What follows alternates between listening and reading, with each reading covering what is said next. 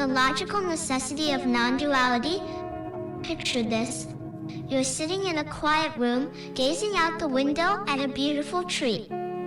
Its leaves rustle in the breeze, its branches sway gently, and for a moment, you feel a sense of deep peace and connection with the natural world. But then, a thought arises. I am here, and the tree is there.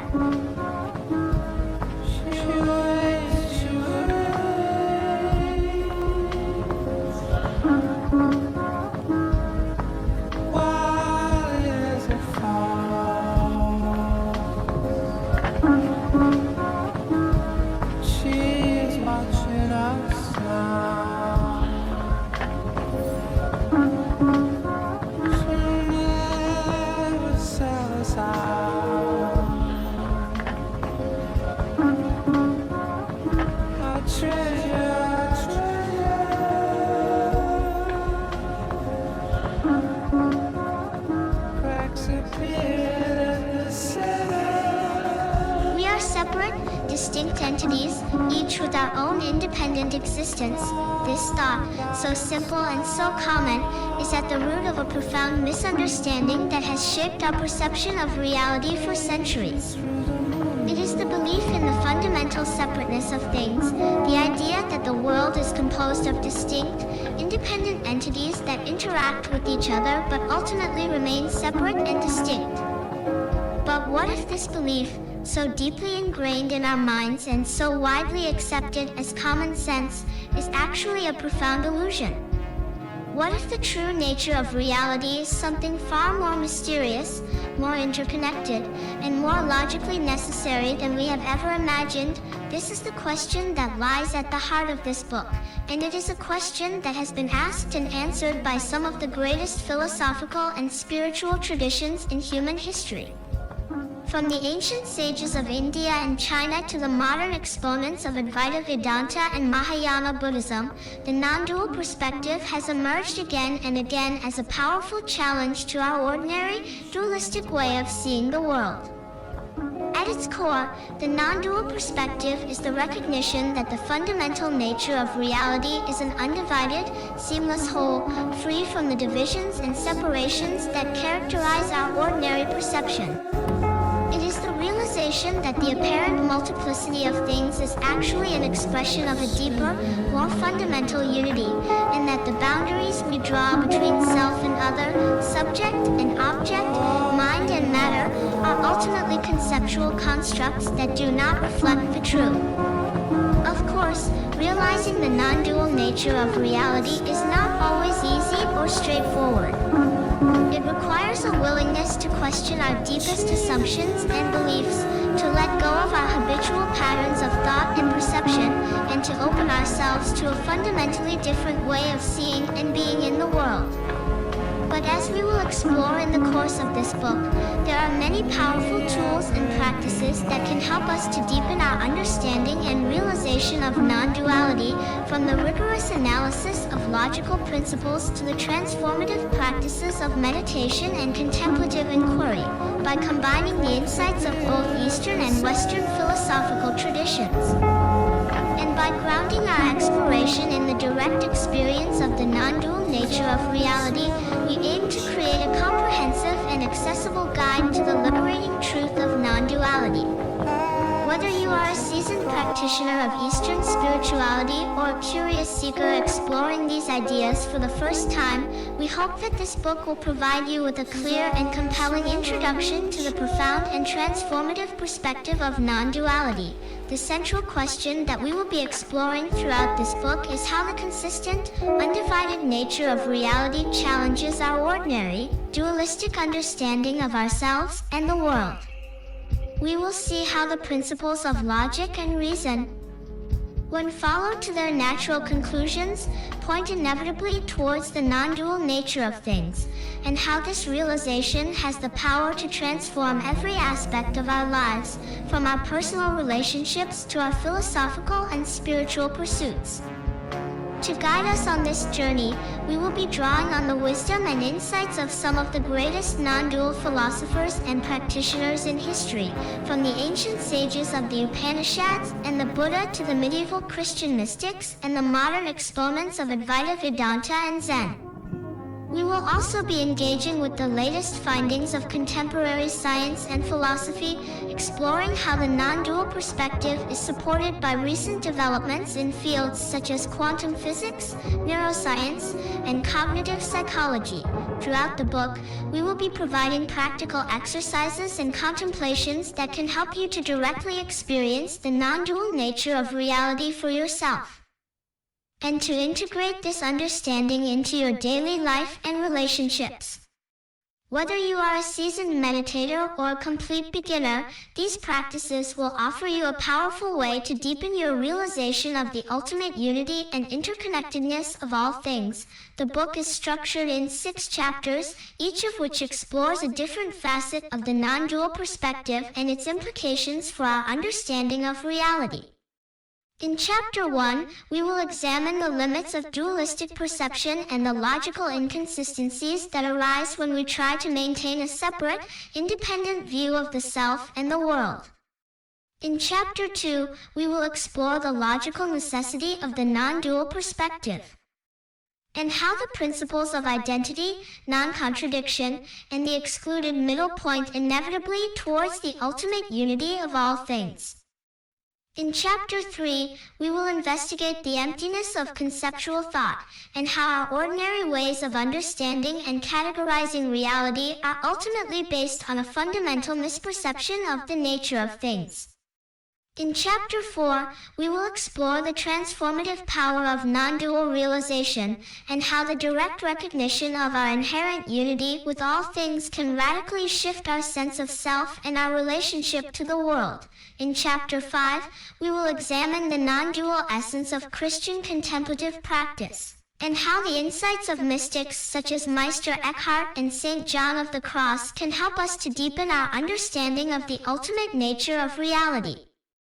And in Chapter 6, we will explore the implications of non-dual realization for the future of philosophy, and how the integrative vision of a global spirituality can help us to address the urgent challenges and opportunities of the 21st century. Throughout the book, we will be emphasizing the importance of direct, experiential realization of the non-dual nature of reality, and the need for a holistic and integrative approach to spiritual practice and philosophical inquiry. We will be challenging the assumptions and beliefs that underlie our ordinary, dualistic ways of seeing the world, and inviting you to explore a radically different perspective that has the power to transform your understanding of yourself, your world, and your place within it. So let us begin this journey together, with open minds and hearts, and discover for ourselves the logical necessity and liberating power of the non-dual perspective. May we all awaken to the inherent unity and wholeness that is our true nature, and may we bring this realization to bear on all aspects of our lives and our world, for the benefit of all beings. But when we examine this belief more closely, we begin to see that it is based on a fundamental misunderstanding of the nature of reality. In fact, the very idea of independent existence is logically incoherent and experientially untenable. The paradoxes of conventional logic. One of the main problems with the dualistic worldview is that it relies on a conventional logic that is inherently paradoxical and self-contradictory. This logic is based on the principles of identity, non-contradiction, and the excluded middle, which are supposed to provide a coherent framework for understanding reality. The principle of identity states that every entity is identical to itself and distinct from everything else. In other words, A is A, and A is not A. This principle seems self-evident and uncontroversial, but it actually creates a host of logical problems when applied to the nature of reality. For example, if every entity is inherently separate and distinct from everything else, then how can we account for the fact that things are constantly changing and interacting with each other? If A is truly identical only to itself, then how can it ever relate to or affect not A? The very idea of interaction and relationship between separate entities becomes logically impossible. Similarly, the principle of non-contradiction states that no statement can be both true and false at the same time and in the same sense. In other words, they cannot be both A and not A simultaneously. But when we examine the nature of reality more closely, we find that this principle is constantly violated. For example, in the famous wave-particle duality of quantum mechanics, light is found to exhibit both wave-like and particle-like properties, depending on how it is observed. In other words, light can be both a wave, and not a particle, at the same time, in direct violation of the principle of non-contradiction. Finally, the principle of the excluded middle states that every statement is either true or false, with no middle ground or third option. In other words, either A is true or not A is true, with no other possibilities. But again, when we examine the nature of reality more closely, we find that this principle is inadequate and oversimplified. For example, in the classic paradox of the heap, we can imagine a heap of sand from which we remove one grain at a time. At what point does the heap cease to be a heap and become a non-heap? Is there a clear and unambiguous boundary between the two states, as the principle of the excluded middle would require? Or is there a gradual and continuous transition, with no sharp dividing line? These paradoxes and contradictions reveal the inherent limitations of conventional dualistic logic when applied to the nature of reality. They show that the principles of identity, non-contradiction, and the excluded middle are not absolute or universal truths, but rather mental constructs that break down when pushed to their logical conclusions.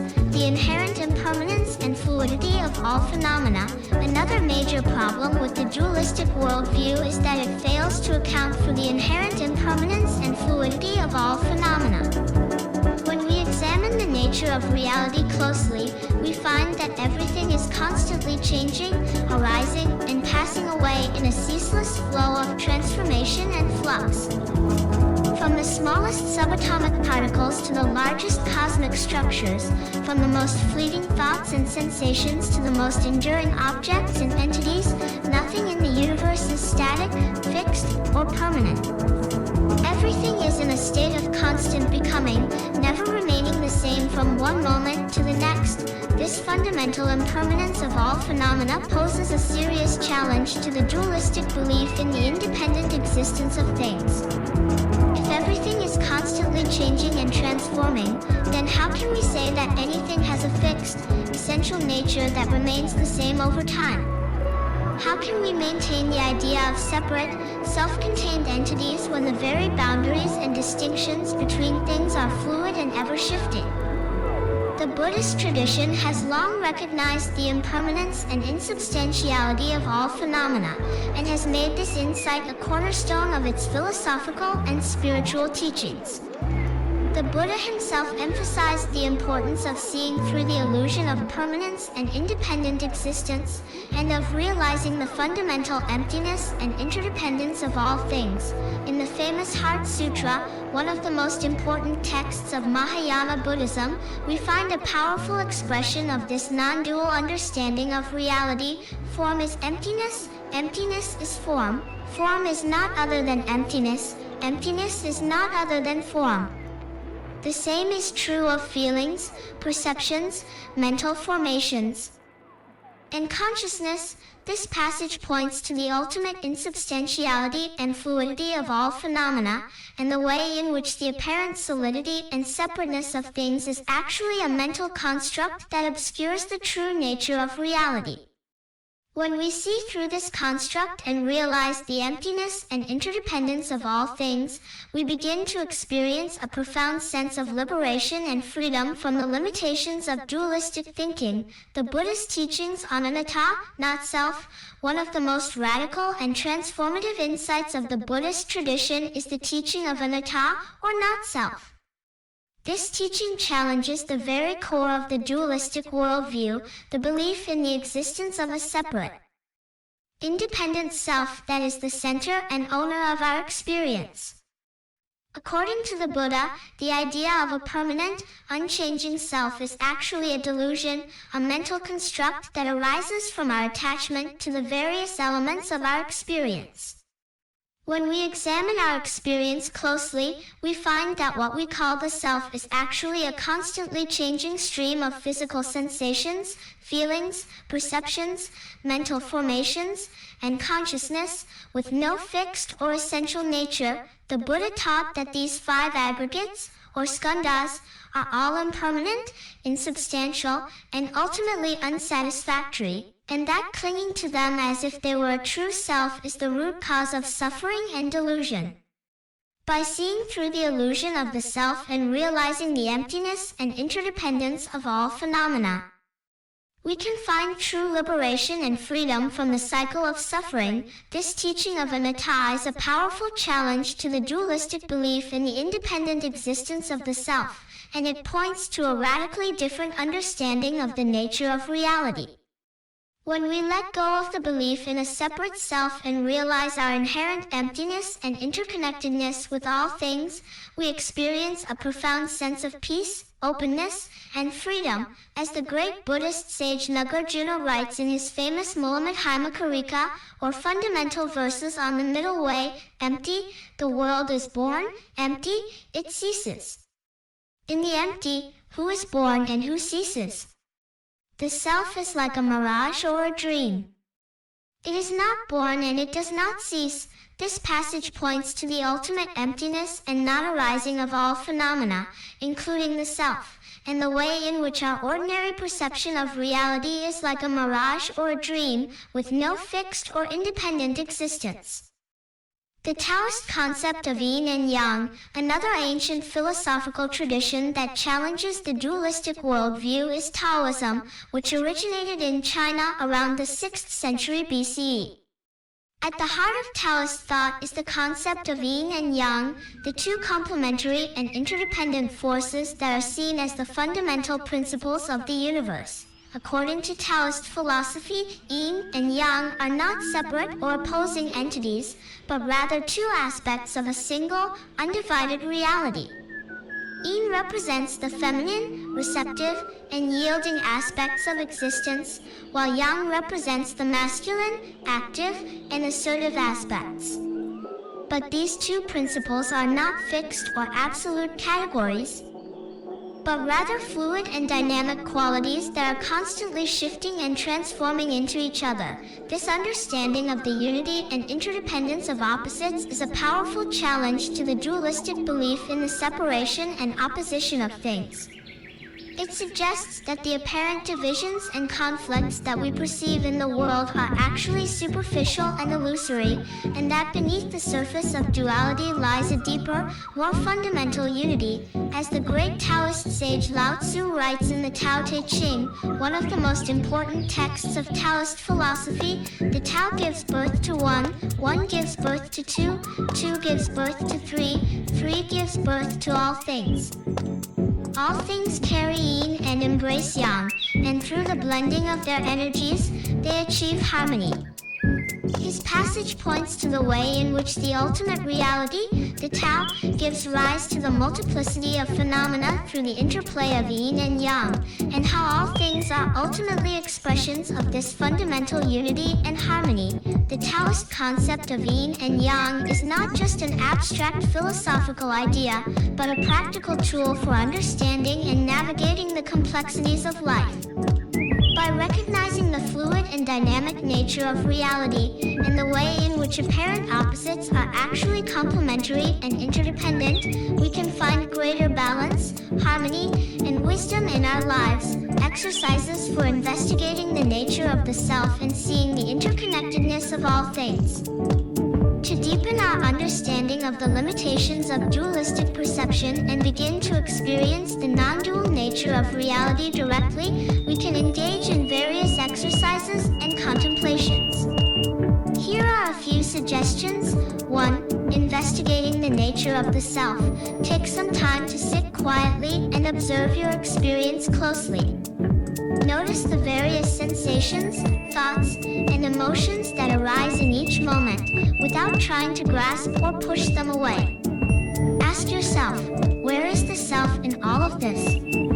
Is there a stable, independent entity that is separate from these experiences, or are they all part of a constantly changing stream of phenomena? Try to locate the self in your direct experience, without relying on conceptual labels or assumptions.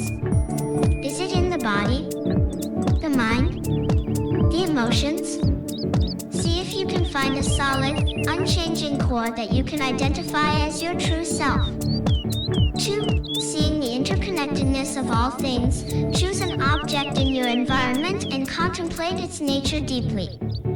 It could be a tree, a cup of tea, or a piece of clothing. Consider all the factors and conditions that have come together to create this object, from the raw materials and natural resources to the human labor and technological processes involved. Notice how the object is not a separate, independent entity, but rather a nexus of interconnected causes and conditions. See how it is intimately connected to the larger web of life, to the earth, the sun, the rain, and the countless beings and processes that have contributed to its existence. Extend this contemplation to include yourself and all other phenomena in your experience. Notice how everything is interconnected and interdependent, how nothing exists in isolation or has a separate, inherent nature. Through these exercises and contemplations, we can begin to loosen the grip of dualistic perception and open ourselves to the non-dual nature of reality. We can start to see through the illusion of separation and independence, and recognize the fundamental unity and interdependence of all things. Of course, this is just the beginning of the journey. In the following chapters, we will explore the logical necessity of the non-dual perspective, the emptiness of conceptual thought, and the transformative power of non-dual realization in more depth. But for now, let us simply rest in the open, curious, and receptive space of inquiry, and allow the mystery of non-duality to unfold within us. Chapter 2, The Logical Necessity of Non-Duality. In the previous chapter, we explored the limitations and contradictions of dualistic perception, and saw how it creates a host of logical and experiential problems.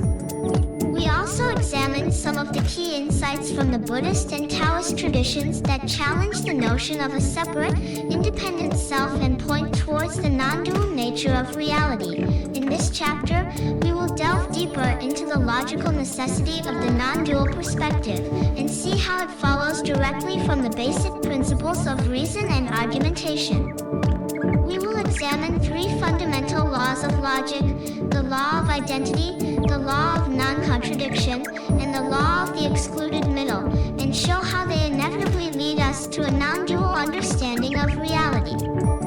The law of identity and the non-dual nature of reality. The law of identity is one of the most basic principles of logic, and states that every entity is identical to itself and distinct from everything else.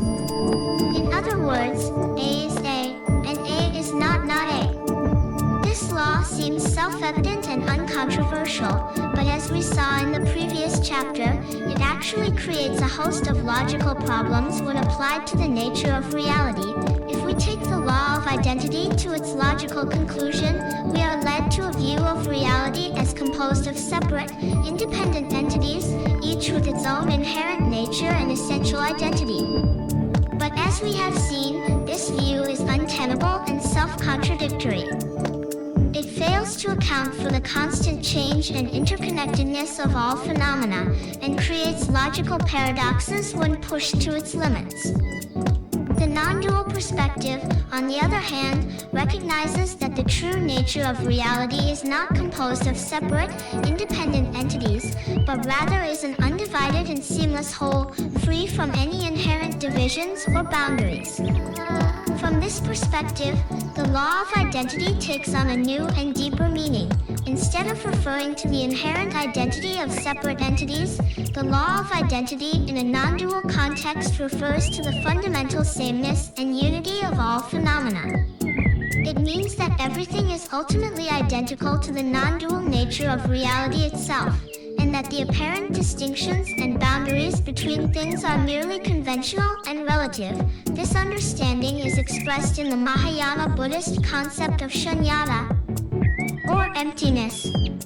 According to this view, all phenomena are empty of inherent existence, and are ultimately identical to the vast, open, and luminous nature of reality itself. As the Heart Sutra famously states, form is emptiness, emptiness is form, form is not other than emptiness, emptiness is not other than form. This passage points to the non-dual nature of reality, in which the apparent duality of form and emptiness, appearance and reality, is ultimately transcended. It suggests that the true nature of things is not separate or independent, but rather is a seamless and undivided whole, free from any inherent divisions or boundaries. The law of non-contradiction and the resolution of opposites. The law of non-contradiction is another fundamental principle of logic, and states that no statement can be both true and false at the same time and in the same sense. In other words, A cannot be both A and not A simultaneously. This law is often taken as a self-evident truth, but as we have seen, it is actually violated constantly in the nature of reality. The non-dual perspective resolves this apparent contradiction by recognizing that the true nature of reality transcends the duality of opposites and the limitations of conceptual thought. It suggests that the ultimate truth is not found in the affirmation or negation of any particular statement or concept, but rather in the direct realization of the non-dual nature of things. This understanding is expressed in the Buddhist concept of the middle way, which avoids the extremes of eternalism and nihilism, existence and non-existence. According to this view, the ultimate truth is not found in the affirmation of inherent existence or the negation of all existence, but rather in the recognition of the emptiness and interdependence of all phenomena. As the Buddhist philosopher Nagarjuna writes in his famous Mulamadhyamaka, everything is real and is not real, both real and not real, neither real nor not real. This is Lord Buddha's teaching. This passage uses the logical device of the tetralemma, or fourfold negation, to point beyond the limitations of conceptual thought and the duality of opposites. It suggests that the ultimate truth is not found in any particular statement or concept, but rather in the direct realization of the non-dual nature of reality itself. The law of the excluded middle and the emptiness of distinction. The law of the excluded middle is the third fundamental principle of logic, and states that every statement is either true or false, with no middle ground or third option. In other words, either A is true or not A is true, with no other possibilities. This law is often taken as a necessary condition for clear and precise thinking, but as we have seen, it is inadequate and oversimplified when applied to the nature of reality. The non-dual perspective challenges the law of the excluded middle by recognizing that the true nature of reality transcends the duality of opposites and the limitations of conceptual distinction. It suggests that the ultimate truth is not found in the affirmation or negation of any particular statement or concept, but rather in the direct realization of the emptiness and interdependence of all phenomena. This understanding is expressed in the Mahayana Buddhist concept of the two truths, the conventional truth of everyday reality and the ultimate truth of the non-dual nature of things. According to this view, the conventional truth is the realm of dualistic perception and conceptual thought, in which things appear to have inherent existence and absolute identity. But from the perspective of the ultimate truth, all phenomena are empty of inherent existence and are ultimately identical to the vast, open, and luminous nature of reality itself. As the Buddhist sage Milarepa sings, the ultimate truth is beyond words and thoughts. Like the vast sky, it has no boundaries, yet it is always right here, within us, ever subtle, ever present, ever clear. This passage points to the non-dual nature of reality, in which the apparent duality of samsara and nirvana, confusion and enlightenment, is ultimately transcended. It suggests that the true nature of things is not separate or independent, but rather is a seamless and undivided whole, free from any inherent divisions or boundaries.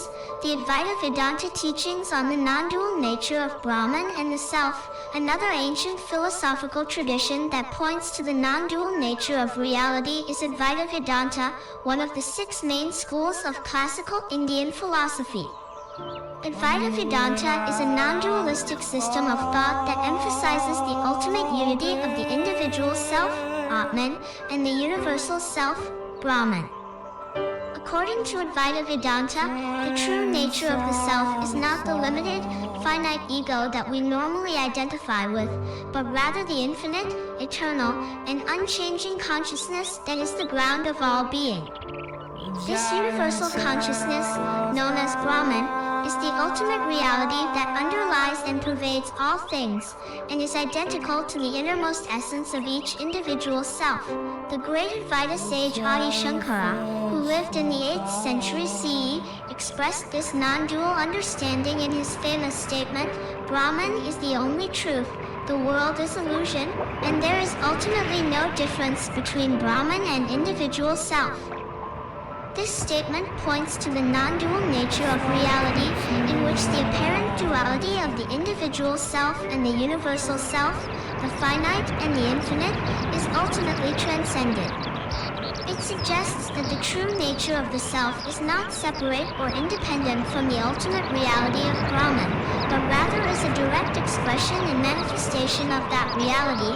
Advaita Vedanta also emphasizes the importance of direct, non-conceptual realization of the non-dual nature of reality, rather than mere intellectual understanding. This realization is known as moksha, or liberation, and is the ultimate goal of Advaita Vedanta practice. As the Advaita sage Ramana Maharshi said, the self is not to be found in books, nor in the words of the Guru, nor in the mind. It is to be found by diving deep within oneself and abiding in the heart. This passage points to the direct, experiential nature of non-dual realization and the way in which it transcends the limitations of conceptual thought and intellectual understanding.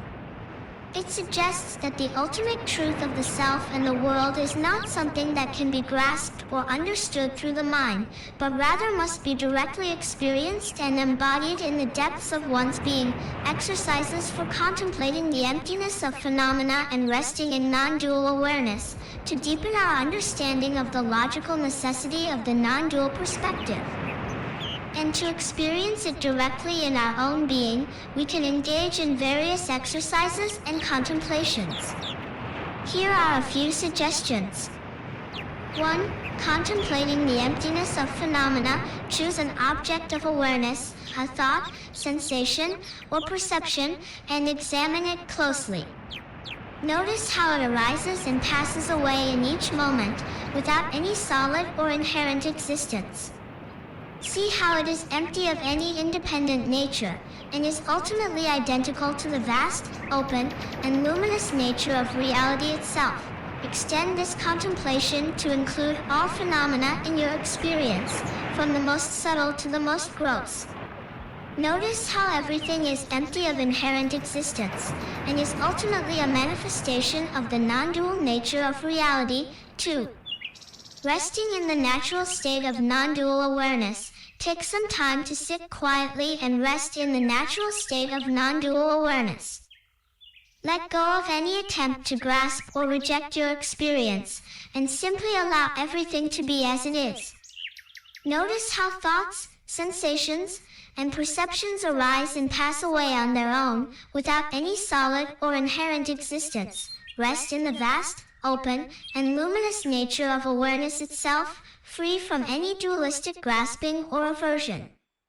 Recognize that this is your true nature, the non-dual ground of being that is always present, always clear, and always free. Through these exercises and contemplations, we can begin to experience the non-dual nature of reality directly, beyond the limitations of conceptual thought and the duality of opposites.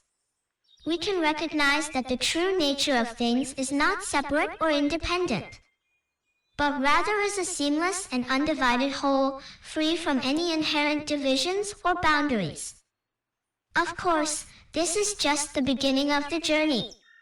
In the following chapters, we will explore the transformative power of non-dual realization and see how it can transform every aspect of our lives, from our perception and understanding to our relationships and actions.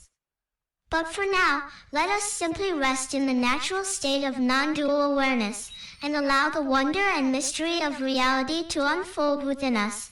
Chapter 3, The Emptiness of Conceptual Thought. In the previous chapters, we explored the limitations of dualistic perception and the logical necessity of the non-dual perspective.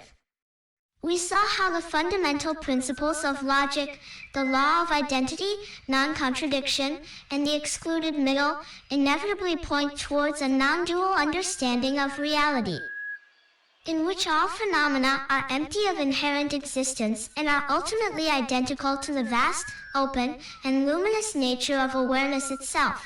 In this chapter, we will examine the role of conceptual thought in creating and maintaining the illusion of duality, and explore how the direct realization of emptiness can free us from the limitations and distortions of conceptual understanding. We will draw on insights from the Buddhist and Hindu traditions, as well as contemporary philosophy and cognitive science, to illuminate the nature of concepts and their relationship to the non-dual reality, the role of language in creating the illusion of separation. One of the primary ways in which conceptual thought creates and maintains the illusion of duality is through the use of language. Language is a powerful tool for communication and understanding, but it also has inherent limitations and can easily lead us astray when it comes to the nature of reality. At its core, language is based on a system of distinctions and categorizations, in which words and concepts are used to divide and label the fluid and interconnected nature of experience. When we use language to describe reality, we inevitably create a sense of separation and independence between the subject and object of our statements, as if they were two separate and distinct entities. For example, when we say, "The sky is blue," we create a linguistic and conceptual separation between the sky and its blueness, as if they were two separate and independent things. But in reality, the blueness is not a property that belongs to the sky, but rather is a quality that arises in dependence on various factors such as the atmosphere, the angle of the sun, and the perception of the observer. This linguistic and conceptual separation is not limited to simple statements, but pervades our entire system of thought and understanding. We use concepts and categories to divide reality into separate and distinct entities, such as self and other, mind and matter, subject and object. But these divisions are ultimately arbitrary and conventional, and do not reflect the true nature of reality. As the Buddhist philosopher Nagarjuna writes in his Mulammadhyamakarika, the world is not made of independent things, nor is it made of a single substance. It arises dependently, like a dream or an illusion, and is ultimately empty of inherent existence. This passage points to the limitations of conceptual thought in grasping the true nature of reality, which transcends the duality of independent entities and single substances. It suggests that the world we perceive is ultimately a dependent arising, like a dream or an illusion, and is empty of any inherent existence or substance. The inherent limitations and contradictions of conceptual thought. Another way in which conceptual thought creates and maintains the illusion of duality is through its inherent limitations and contradictions. Concepts and categories are ultimately mental constructs, ways of organizing and making sense of the fluid and ever-changing nature of experience. But when we take these constructs to be absolute and inherent features of reality, we create a host of logical and experiential problems. For example, the concept of self is a fundamental aspect of our ordinary understanding of the world. We use this concept to refer to the apparent center and owner of our experience, the independent and unchanging entity that persists through time and space. But when we examine the nature of the self more closely, we find that it is actually a fluid and ever-changing process, complex web of physical, emotional, and cognitive factors that arise and pass away in each moment. The idea of a fixed and independent self is ultimately a conceptual fiction, a mental construct that we impose on the flow of experience. When we take this construct to be an inherent feature of reality, we create a host of logical contradictions and experiential problems, such as the sense of separation and isolation from others, the fear of death and annihilation, and the endless cycle of grasping and aversion. Similarly, the concepts of good and bad, right and wrong, are ultimately mental constructs that we use to navigate the complexities of human experience. But when we take these constructs to be absolute and inherent features of reality, we create a host of moral and ethical problems, such as the justification of violence and oppression, the demonization of others, and the endless cycle of judgment and blame. As the Zen master Dogen writes in his Genja Koan, to study the Buddha way is to study the self. To study the self is to forget the self. To forget the self is to be actualized by myriad things. When actualized by myriad things, your body and mind as well as the bodies and minds of others drop away. No trace of enlightenment remains, and this no trace continues endlessly.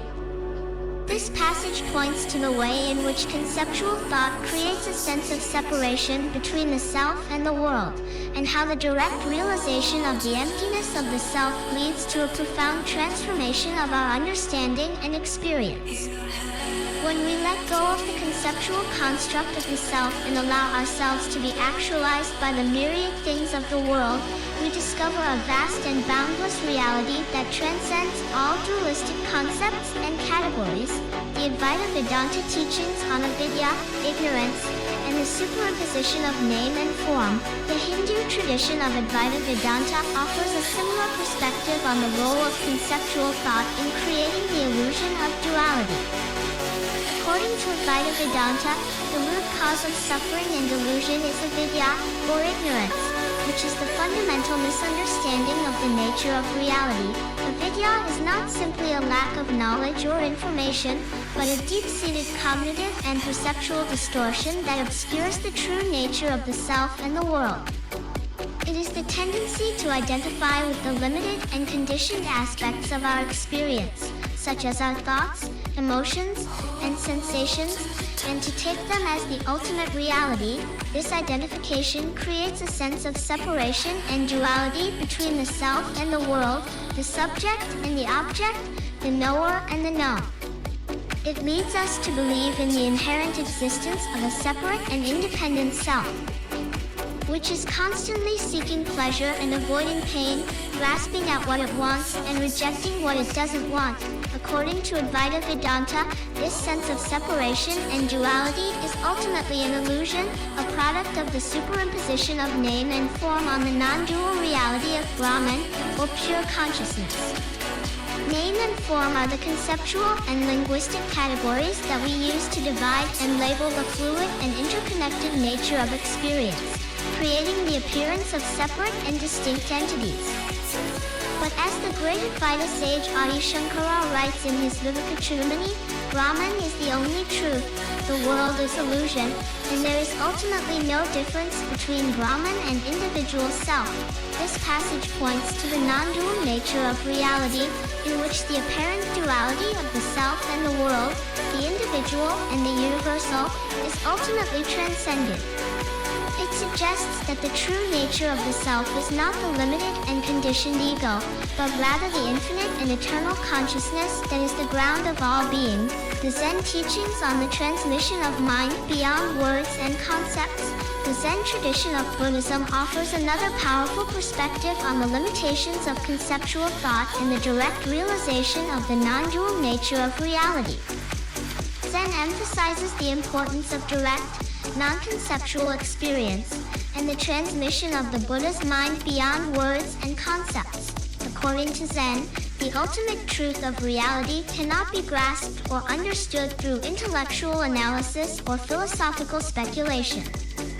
It can only be realized through direct, immediate experience, in which the duality of subject and object, self and other, is transcended in the pure awareness of the present moment. This direct experience is often referred to as Satori or Kensho in Zen, and is the goal of Zen practice. It is a sudden and profound realization of the non-dual nature of reality, in which the illusion of separation and duality is shattered and the true nature of the self and the world is revealed. As the Zen